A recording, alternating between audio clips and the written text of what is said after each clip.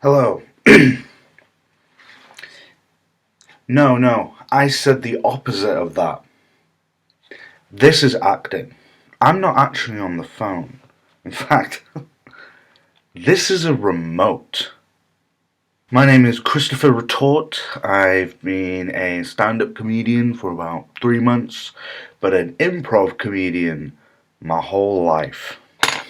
So you've signed up for my program. This is Improv 101. Obviously, with the way things have been lately, got to do it like this, which isn't great. I belong on stage. Stage is my home. Stage is my life. So it kind of feels weird just talking to into a lens. Is that what these are called? I wouldn't even know. I'm on stage most of the time, is the thing that I'm saying. But in my 10, 15, 20 years of constant, rigorous improv, I found myself wanting more. Most improv classes you go to, they'll teach you the same thing. You go to an improv class in Manchester, they'll teach you the same thing. You go to an improv class in Sheboygan. This isn't a real place. They'll teach you the same thing. And believe me, when you've been in the circuit as long as I have, you go to a lot of different improv classes. You go to one of them, you're like, this isn't really the kind of thing. I'm more into long form. This is more sort of theatre games. Some of them ask you to leave because your jokes are racist, whatever it is. And what you find when you move around a lot like that is you get kind of jaded with the improv class circuit. What you find when you go to a lot of these improv classes is a lot of the teachers, yes, sure, do they have a lot of experience in improv theatre? Probably. Okay? But have they ever brought the house down? Have they ever taken a scene, made it their own, to the point where everyone in the audience is laughing, they're laughing their fucking heads off, and like your co-stars are just kind of standing there like, oh, they got nothing to say, because you're just like, la, and then you're playing more than one character. You take a character your scene buddy was, and you start playing him, and then everyone's howling, laughing, they're slapping their knees, they're cracking their ribs. I mean, no, the answer is no. So they'll teach you a lot of stuff, and to be honest, I don't think a lot of it applies, because to make people laugh, to be a comedian, you have to break the rules.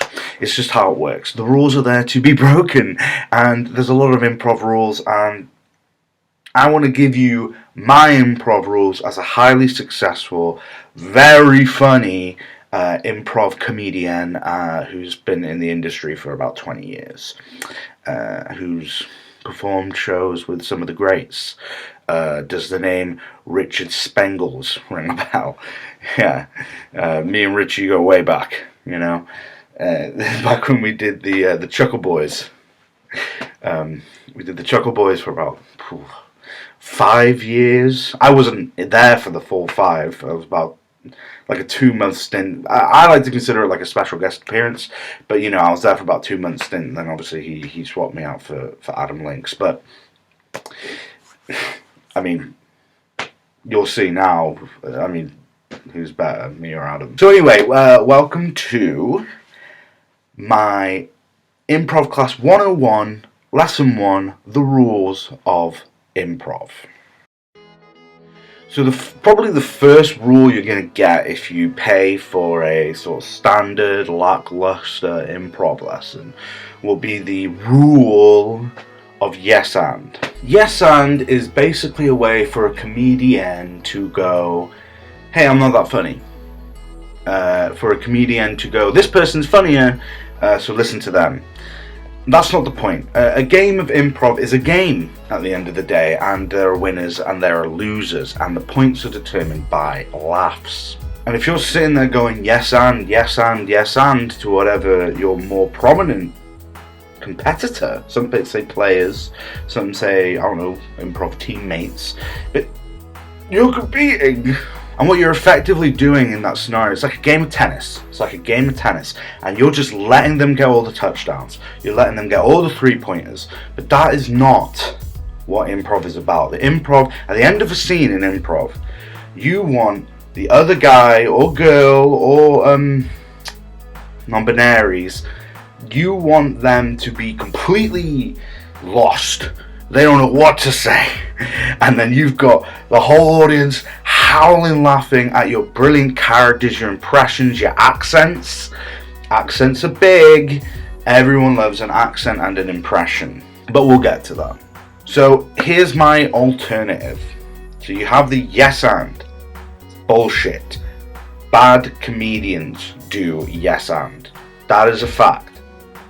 I want to swap it out with something I like to call no but. Let's do a little example. So when I'm wearing this hat, I'm the other one, and then when I'm not wearing my hat, I am me. Just so that's clear.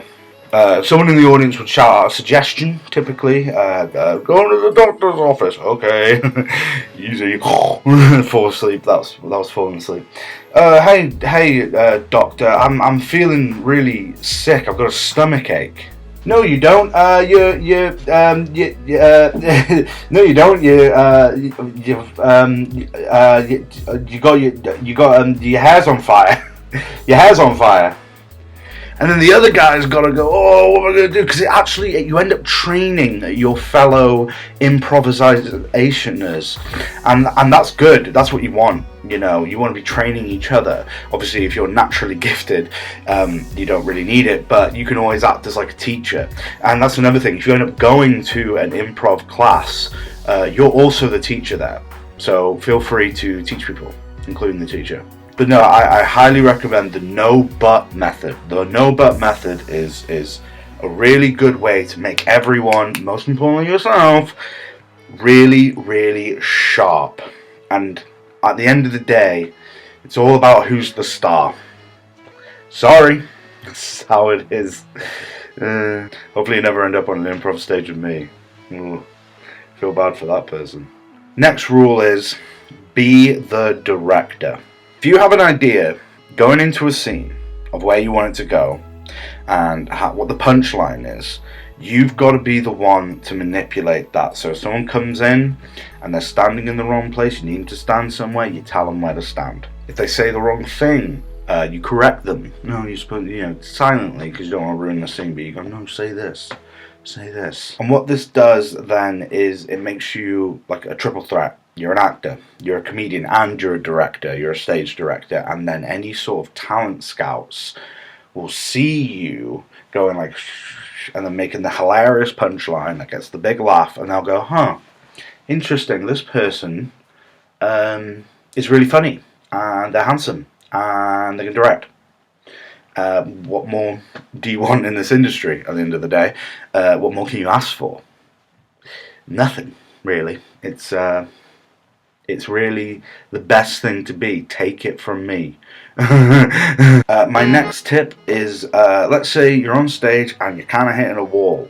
Early on, I used to get that. Now I can come up with anything. You go, hey, I'm selling this cow for magic beans. And I go, magic beans? I thought you said magic teens. Was this Harry Potter? See, like. This is from me a long time ago, not at my skill level now, but you might just be starting off, at which point, if you can't think of anything to say, just ask questions. Just ask questions. Let's do another playthrough. Hey, get off that chair. That's my grandmother's chair. Oh, really? Well, when did she get the chair? She got the chair in 1927. Oh, was it hand carved, or did she buy it from the shop? I believe it was originally hand carved, but I think she bought it. I think she bought it from like a car boot sale.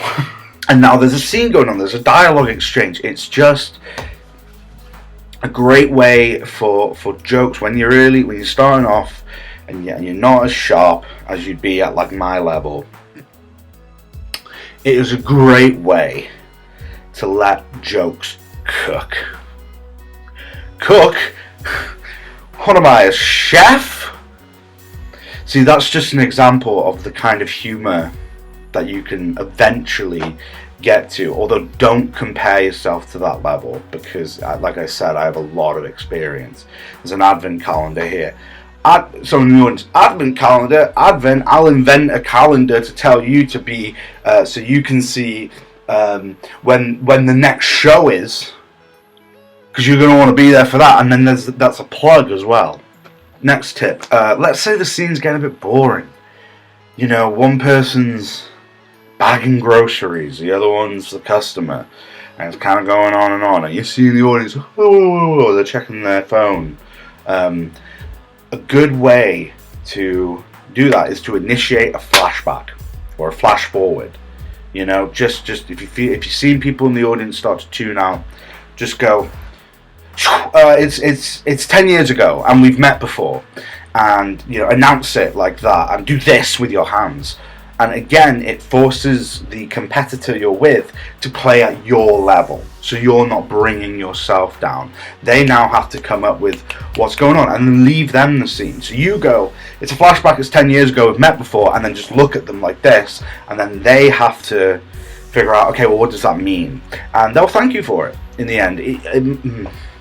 Maybe not directly, but in their actions. They'll show respect to you. They will. Like if a bunch of people from your improv class are going to some party or something, they'll be like, well, this person is so dedicated to their craft. Is there even a point in inviting them? Or they'll do things like you'll text them, and you'll be like, hey guys, what's going on? I'm in the flat again, another night by myself. And they'll go, they won't go anything, they won't say anything because they're so intimidated by you. Or you'll invite everyone to your birthday party at Crazy Golf, and they'll just be like so intimidated that they won't show up.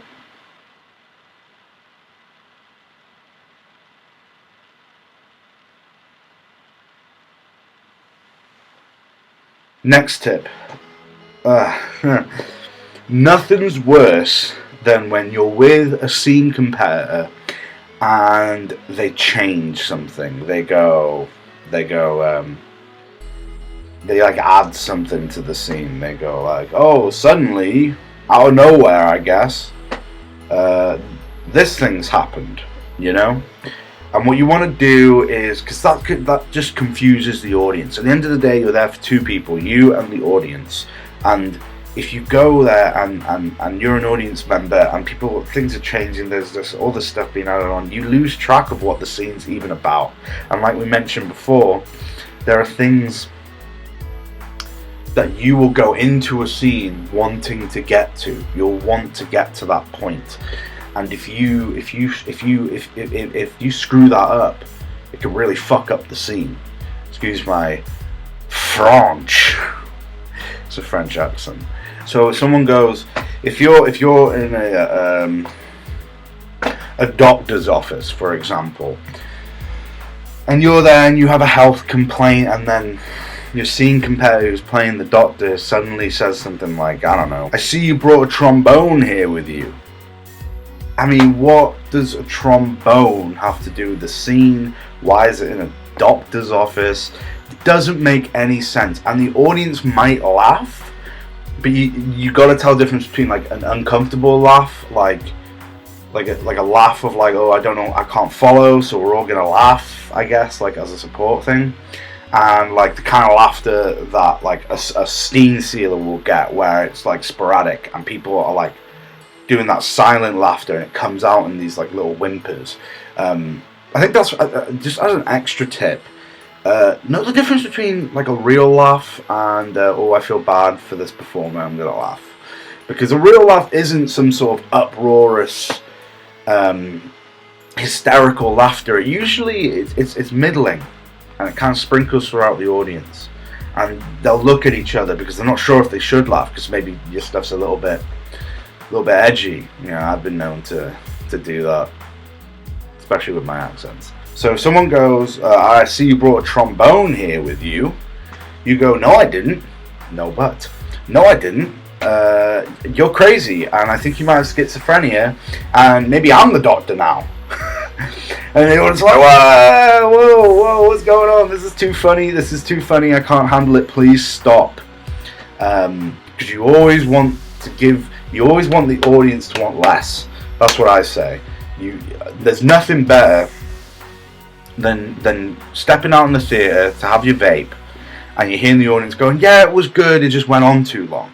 That might sound like bad, but you've got to realise what they mean by that. What the audience means by that is that I was laughing too much, it was starting to hurt, stop. So yeah, I mean, this is lesson 1 of my improv comedy tutorial online tutorial. And to close us off, how about I do one of my famous characters. His name is Good Suck Richard. He is Nigerian and he's a little bit kooky. I hope you like accents. Okay, we've kind of run over. Next week I'll do Good Suck Richards and Pakiash Patel, who's a very, very stupid Indian man. You'll love it. So thanks for watching. Be sure to donate because I am doing these for free.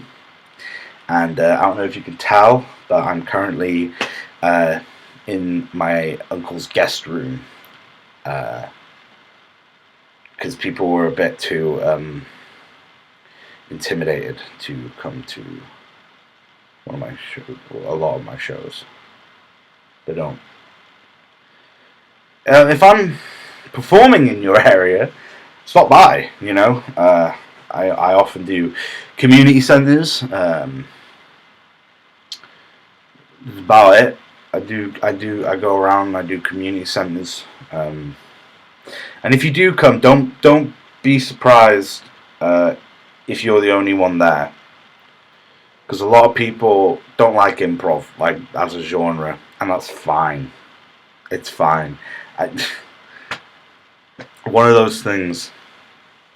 So yeah, I'll catch you on the flip side, and to end, I'm gonna play a game of acronym, and the acronym is VAPE.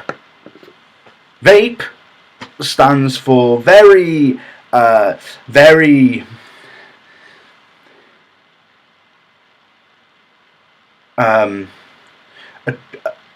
attractive,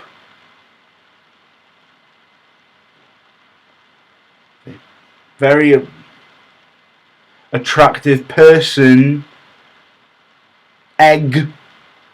What? Where did that come from? Oh, really funny. I know